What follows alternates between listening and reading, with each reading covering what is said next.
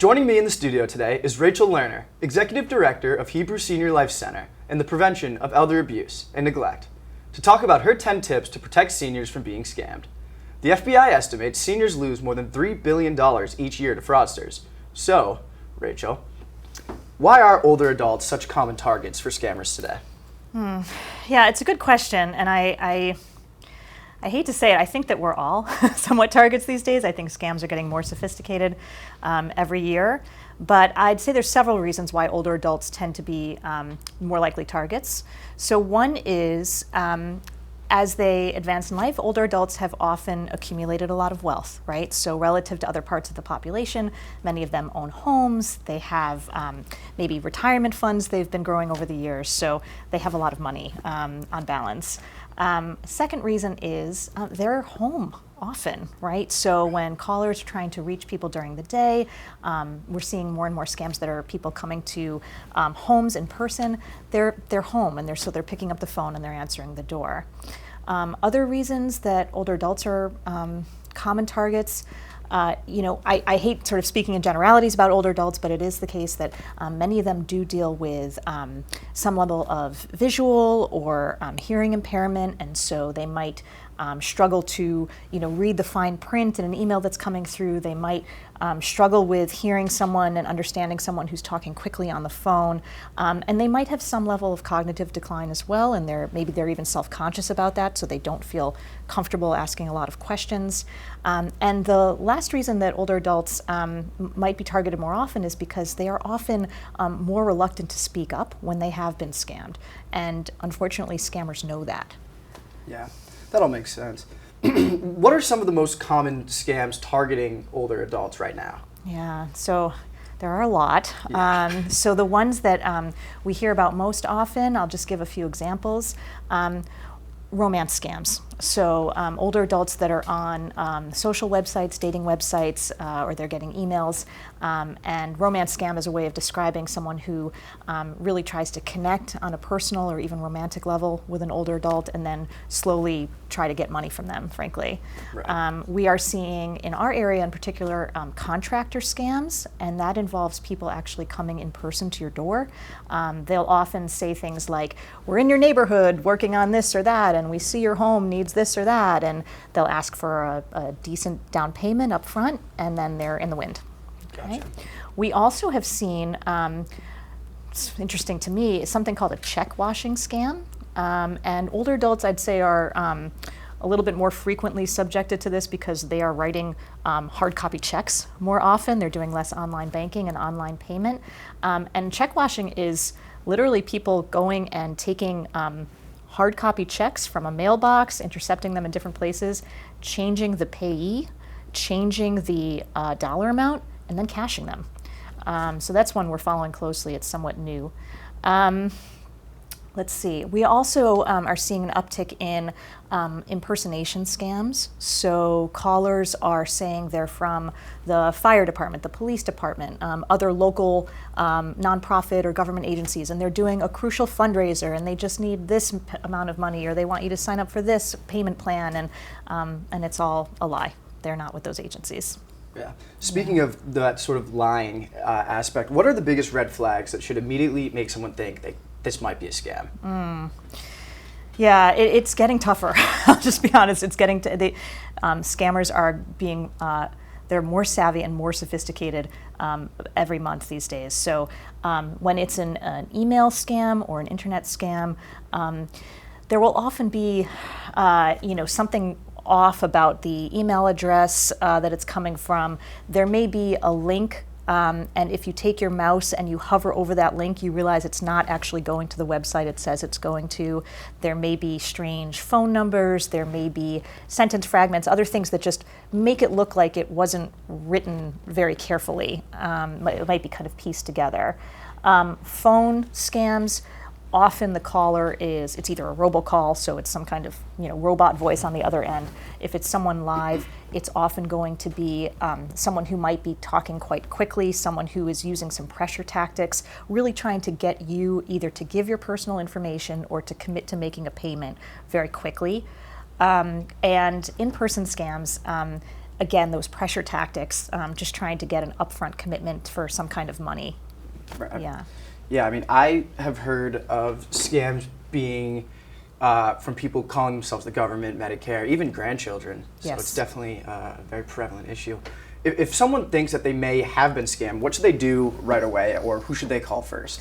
Yeah, it depends a little bit on the nature of the scam, but definitely, I always suggest calling the police. There are, depending on kind of where you live, who you get when you make the call, sometimes they'll be more receptive to immediately taking a report than others. They might want you to come down right away. They might direct you to a colleague of theirs in the fraud department. They might direct you to make a report to like the Consumer Protection Division of the Attorney General's office, for example. But I always think that's the first call, is to the police. If you have trusted family members, close friends that you can share what happened, I think that's always really important too. They may be able to help sort of do all the different steps of recovery that's needed. And if it's a financial scam and someone has access to your bank account, or you realize there's a payment that you don't, immediately call your bank. And what I like to say about this is, there's lots of different numbers, but call your local bank branch. It is totally the right thing to do because they will direct you. Some of the bigger banks have entire divisions dedicated to fraud prevention and recovery. It might be that you can talk to, someone at your community branch that you have a relationship with, and you can go in person, you can talk over the phone, but it's another great place to start. So local police department and bank and trusted friend or family member. Gotcha. Yeah. I will say, speaking on, calling somebody to report an issue like this, many victims feel almost embarrassed and don't tell anybody when they've been scammed. Why is it so important to reach out or call somebody to report a scam? And how can people do that specifically? Yeah, so as I mentioned earlier, one reason why we see older adults targeted more often is because scammers know that older adults are more reluctant to speak up and share when they've been scammed. And so the more older adults feel comfortable speaking up, the less they're going to be targeted as a population. I feel strongly about that. It's also, there's a lot of things that can be done in this day and age to stop a scam from sort of making its full way through to accomplishing the mission of taking your money or freezing your accounts or whatever it is. So when you speak up and you make a report, sometimes that can shut down account access right away. It might allow law enforcement to have a stronger case and stronger leads to investigate who actually performed the scam.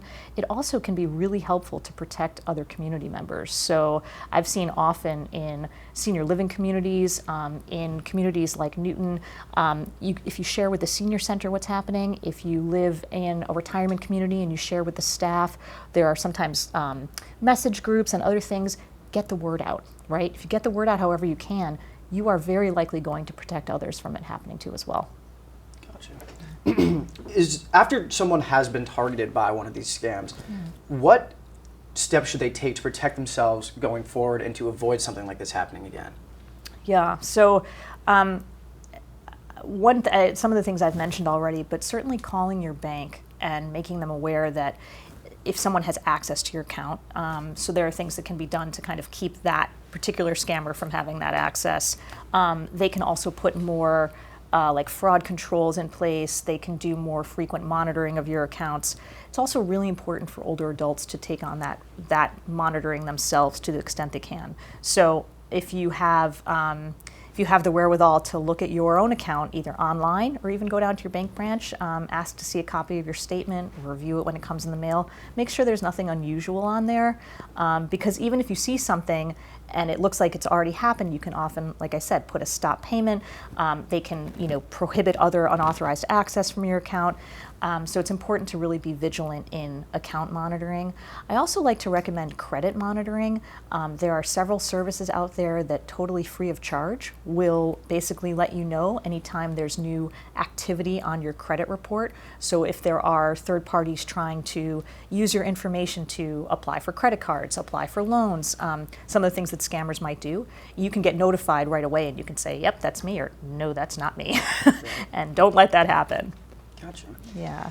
What are some simple habits that older adults could adopt to make themselves harder targets to be found by scammers? Yeah. I think it's really important for older adults to feel comfortable slowing things down and asking questions. So particularly when you're in the situation of a phone scam or someone coming to your door, it is a known tactic that they are trying to pressure you and make you feel uncomfortable, make you feel like you're not following along or you're not understanding. And so if they're saying things that don't make sense, if they're putting pressure on you that's sort of unusual and unnecessary, really important to stop and ask some questions. Stop and think. I'll give you an example. My own mother, who lives in the Boston area, she was telling me that she recently got a call from someone who purported to be from a local cable company. And they said, we see you're a customer of ours, and we think that there are these great deals available to you, and this and this and this, and you just need to pay a year up front, and blah, blah, blah. And she thought, well, it's really not a good time for me to make this commitment right now. And she said, is there somewhere online I can go to kind of read about this in more detail at a better time for me? And it like shut the thing down right away, right? Because no, because they were lying, and there is no place for her to go online, and it just stopped the scam attempt right in its tracks. So asking some simple questions: where can I go to get more information? Can I have a number where I can call you back? It's not a good time. How did you get my information? Is sometimes something that will knock a scammer right off their game. Gotcha. Yeah. So on top of simply asking, where did you get this information, or is there more information I could view online, or even just speaking to somebody, would you say that that's the number one tip to avoid being scammed? If not, what should that, if there's one thing to remember, that one key takeaway, what would that be to prevent all of this? One thing. Yeah, I mean, I would say definitely the most important thing is to take it slow and feel confident and comfortable asking questions. Really pause and think, does this make sense, what they're asking of me? I am a real proponent of trying to keep an eye on your online bank account or your hard copy bank statement, and just make sure you don't see anything unusual in there. Other things to sort of help protect older adults from being scammed in the first place, I would say if you see an unusual email come through, if you do have someone, again, a family member, a close friend, that you could sort of have them look at it as well, I think that's really helpful. You know, we have to kind of all do this together in this day and age, Absolutely. to be honest, because it's becoming really difficult sometimes to tell the difference between a scam and something real. So asking for help, you know, is important. The last thing I would say, it is extremely rare that someone is going to call or send an email unprompted asking for you to verify a password or to share highly sensitive information like a bank account number or a social security number. If you see that, that is such a big red flag for someone to try to gain access to your information, to take your money or get to your accounts. Unless you've tried to log into something and you've forgotten your password and you've said, I'd like to reset it, or you've been trying to access something and they've said, we're going to give you something to reset, unless that's happened, it's an extraordinary red flag if someone's asking for that information unprompted. God, is the reason for that just because all of that information that they're asking, it should already be known or kept in a file somewhere?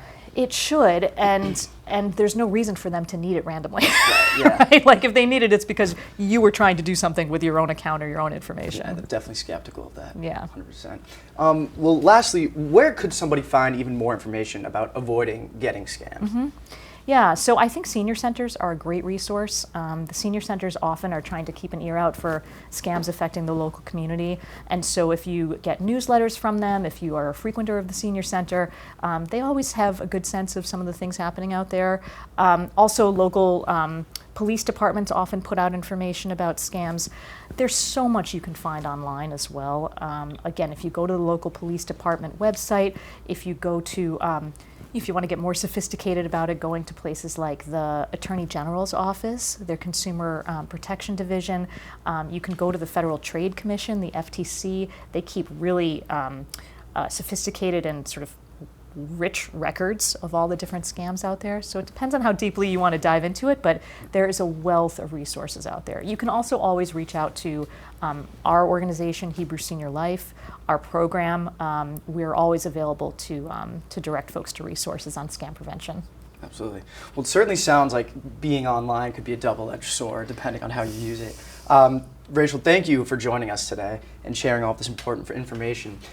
Newton News will be right back.